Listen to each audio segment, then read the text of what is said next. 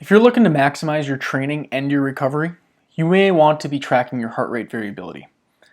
Hi everyone, my name is Jacob Urbis. I am a doctor of physical therapy and the owner of Apollo Performance Therapy here in beautiful Victoria, British Columbia. There are a lot of things out there that say they help with your recovery, but how do you know if they actually do? One way is if you started tracking your heart rate variability, or HRV. This can give you a lot of insight into your training, your overall fitness, and how well you are recovering. So what is it? The HRV is the average difference between beat to beat of your heart. So if you look at a normal heart rate monitor, say your Fitbit or your Apple Watch, say your heart's beating 63 beats per minute. That's actually the average of how often your heart is beating. There is little variances between each beat. Some are a little bit faster, some are a little bit slower, but it's never exactly 63 beats per minute. It's usually measured in the root mean square of successive differences of your heartbeat. I don't know what that means either. It's math. But basically what I'm saying is that the heart rate variability is the differences between every beat of your heart. So this matters because we want actually a bigger variance. The more variability we have between our heartbeats, the healthier we are generally. And this is because our heart rate is regulated by two different parts of our autonomic nervous system. The autonomic nervous system is the part of our nervous system that deals with all of the things we don't have to think about. Breathing, heart rate, digestion, pumping blood to areas that need it when you're exercising. Okay, so that's the stuff we don't have to think about. That is your autonomic nervous system. Your autonomic nervous system has two branches. It has its sympathetic and its parasympathetic. The sympathetic branch is the fight or flight mode. That is the one that drives faster heart rate typically. It'll drive blood to your legs when you are trying to run away from a bear. Because digesting your lunch isn't exactly important when you're trying to survive. This is the same branch of your nervous system that is primary when you are exercising as well, because it is driving blood to your muscles so you can perform better. The parasympathetic is your rest and digest. So that's slower heart rate. It drives blood to your organs. It focuses on digesting and repairing tissues. So basically what this means is sympathetic, fight or flight, is something that breaks down energy in order to give you the ability to perform when you need to in order survival. The parasympathetic is the building yourself up. It actually stores energy. It's repairing your tissues. It's helping you heal. This is the part we want to be working when we are sleeping, say. The HRV is the balance between these two sides of your nervous systems. So when your heart is taking input from both of those sides, the variance will be high because that means you're capable of adapting to whatever life could throw at you. If all of a sudden a tiger jumped out of your closet, you'd be able to quickly drive into that sympathetic nervous system and you'd be able to run away the fastest you have ever possibly ran because your heart is going to be pumping blood to all the muscles you need to run away. But it's also capable of staying more rest and digest. If it knows you're safe and it knows you're in a good environment, it will help you repair tissues and digest food. You can look at your HRV, and if it's low, that means one side of your nervous system is driving your heart rate. Typically, it's the sympathetic side, the fight or flight side. Like I said, when you're in that survival mode, it's putting a lot less importance on that digestion of food, the repairing of tissues, the shuttling of nutrients, and all the important things we need after training or after exercise or when we're healing from an injury. The HRV is affected by a lot of different things. Just a few are your general fitness level, your training volume, your training intensity, what type of program you're on.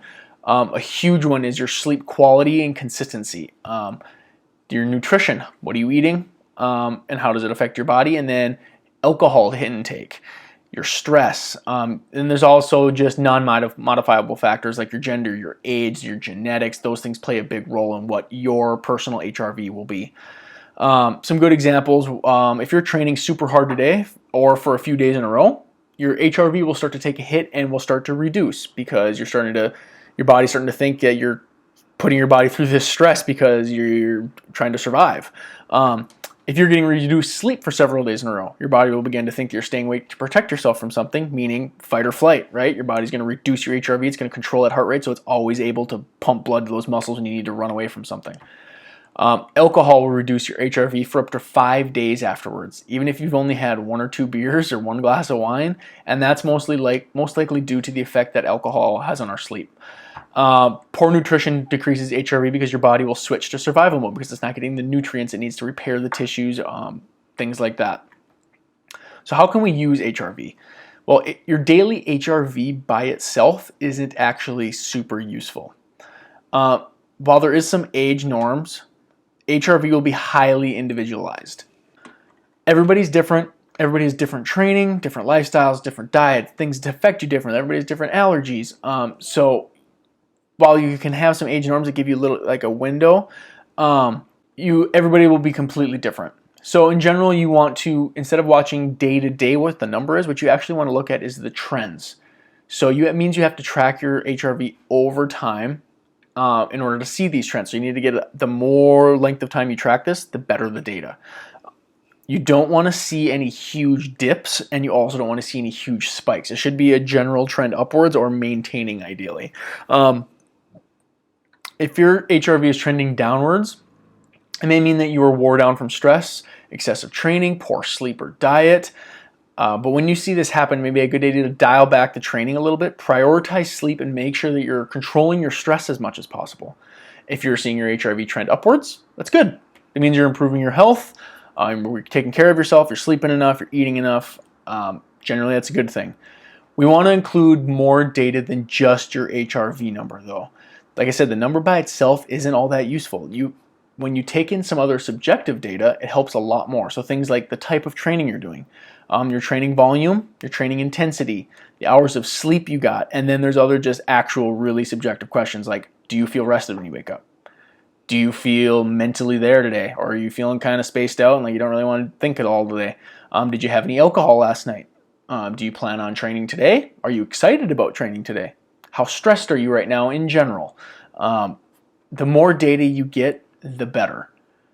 So as far as how you measure this, there's quite a few different ways. Most fitness trackers these days, including like Apple Watches, Fitbits, and things like that, the newer versions all track this stuff for the most part. It may not be a great measure, as it would typically show like the average as opposed to like the true measurement of your HRV. But then again, it may be good enough for you just to, like I said, watch the trends and take a look at it. But there is other things like the Whoop band is something that's a standalone wearable. It's just a wrist strap you can wear on your wrist or on your upper arm or on your ankle. You wear it 24/7 is the idea. You swim with it, you shower with it, you sleep with it. It's always on. It actually charges while it's on you. There's a little pack you put onto it that charges it. But you wear it 24/7. It's taking a bajillion data points per second. It tracks your sleep. It's really cool because it can give you a lot of insight into, say, like how much sleep you need in order to perform however you want to perform the following day. So, like, say you have a competition tomorrow, you can put in there, say, like, hey, I'm expecting to like go really hard. I want to perform really well tomorrow. It can look at like your past few days, your stress level, the amount of exercise you've done, and it can give you a general idea of how much sleep you probably need. Sometimes it's 10 hours. Sometimes it says, hey, you can get away with 7 hours tonight and you'll be ready to go. What I use is something called HRV for training. It's just an app on my iPhone. What it actually does is uses the flashlight and the camera to look at the light through my finger and actually measure my heart rate through that. And so I sit there every morning when I get up and I put my finger on there and I just measure it for a minute. And I answer a bunch of these subjective questions. And it gives me a really great idea about where my day might be at. So it gives me a general idea of my HRV trend over time and kind of where I'm at that day compared to past days and kind of where I'm at. I may do a more in-depth video later on HRV for training so you guys can kind of get an idea of what that looks like and stuff.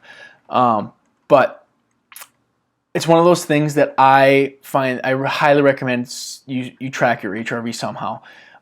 If you're looking to be more healthy and get more active, it's a great way to track your general health and then also your recovery over time. It's a great way to keep yourself in check to prevent overtraining, because which may lead to injuries. I've even had times where I've seen my HRV decreasing over the course of 4 or 5 days, and I didn't know why. I felt fine, then I got sick. So it's one of those things like your body is fighting off something before you can even feel the symptoms, and then it hits you. So like it can give you a lot of insight into that. If you see your HRV starting to tank over a few days, it might be time, okay, I need to prioritize and make sure I'm getting enough fluids, I'm sleeping well, maybe not overtraining, maybe I'm taking it a little bit easier this week, and then try to get that built back up so that I can make sure I don't cause any injuries or do myself more harm than good. You have to remember that the HRV is just one piece of the puzzle. So lower HRV than normal one day doesn't mean you can't still push hard that day, but it can give you a little bit of insight over time. Like I said, the trends are really what matter and what can really give you a big insight into how well you are actually handling the amount of training you're doing or how well you're recovering from an injury or anything like that. If you have any questions at all on things like this, please feel free to reach out at any time. I'd love to answer questions on this. I'm always super interested in things like this. I think it's super cool. But like I said, please let me know. Reach out. Thanks for listening.